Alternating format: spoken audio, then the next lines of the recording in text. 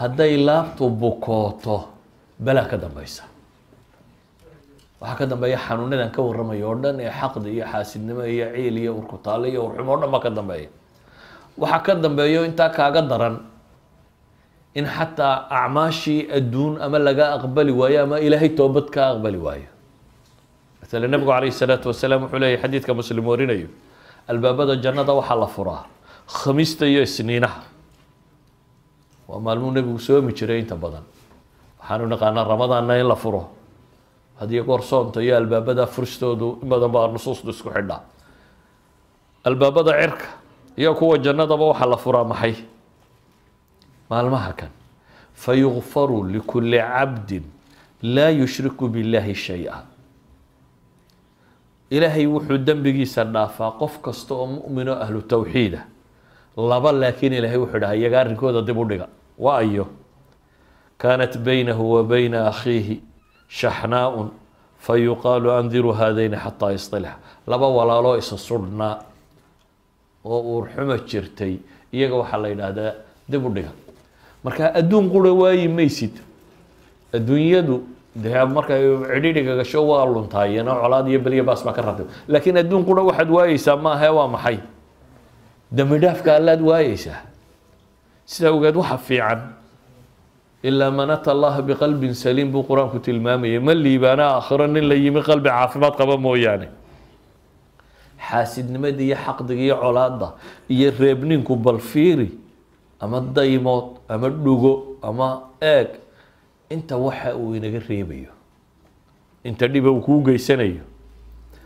dadka laabtoodu caafimaad qabto nabi maxamed wuxuu ku tilmaamay jannada sufuuf tahoreen ay kamid yihiin nabigu calayhi salaatu wasalaam wuxuu leeyahay kooxda ugu horeysay jannada galaysa sida laylatul badriga 14aad dayaxoo ah ayay u galaan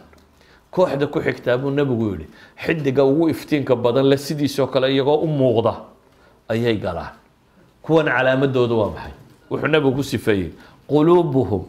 ala qalbi rajulin waahidin la ikhtilaafa baynahum wala tabaghud kuwan qalbiyadoodu waa sidii nin quro baa ilaahay leeyahay oo wax khilaafa iyo wax isu cadhays iyo kuma jiraan idan waa dad laabfayow baa la leeyahay kuwan jannada xagga hore ka galaya buu nabigu ku tilmaamay calayhi salaatu wasalaam deetana wuxuu sii sifeeyey waxay nimco helayaan oo dhan xadiid imaamu axmed uu wariyo dadku inta badan laga yaabo inay maqleen aimada qaarna ay tasxiixiyaan sheekh ilalbani raxmatullaahi caleyhi intuu markii hore tasxiixiyey marka dambena uu isagu ka noqonayo tadciifinta uu badanayo xadiidkan culamo hore badan ku horeysayna tasxiixisay wuxuu sheegayaa waa xadiidkii maxay anas ibnu maalik uu warinayay ama riwaayadka qaarkood calaa kulli xaal xadiidka macnihiisu wuxuu sheegayaa nabi maxamed calayhi salaatu wasalaam iyo saxaabadii oo fadhiya ayuu wuxuu nabigu yidhi waxaa idiin soo gelaya nin ahlu jannah ka mid a nin nooloo soconaya buu nabigu leeyahy ahlu jannah ka mid a dabeetana nin baa yimi ansaariya oo garhkiisa weysadii ka da-ayso oo labada kaboodna bidixda ku sita maalin dambe ayuu haddana nabigu yidhi nin ahlu jannah ka mid a soo gelaya isla ninkii uunbaa soo galay mar saddexaad ayuu haddana nabigu yidhi nin ahlu jannah ka mid a idiin imanaya haddana ninkii uunbaa soo galay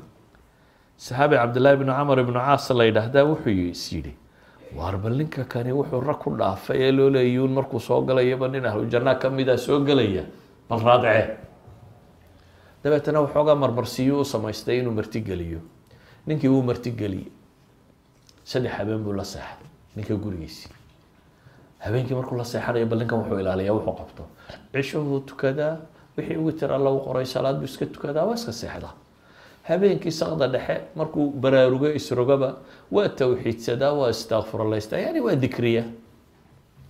nabiguna calayhi salaatu wasalaam wuxuu tilmaamaya qofka wayse qab ku seexda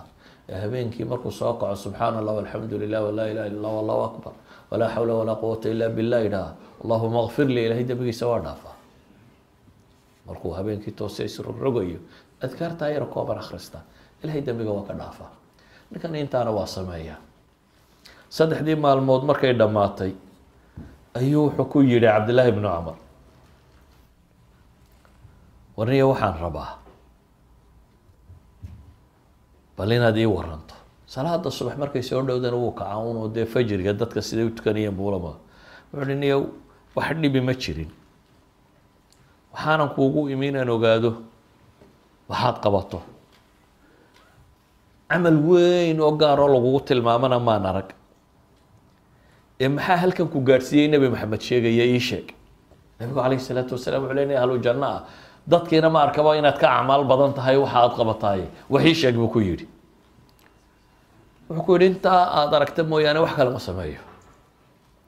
isagoo la yaaban markuu isiri dhaqaaq buu u yeedho wuxuu yidhi laakiin mid aan kuu sheego qof muslima qish iyo khiyaamo kuma sameeyo wax xaasidnimo iyo waxaan laabta ugu hayaana muslimiinta ma jiraan cabdillaahi wuxuu yidhi haadihi alatii balagat bik wahiya alatii laa nutiiq waar waa tantaad meesha ku gaadhay buu yidhi annana aanu kari weyn in laabtaadu nadiif tahay oo aanad cidna laabxumo ugu haynin waa mas'aladan buu leeyahy mas'alada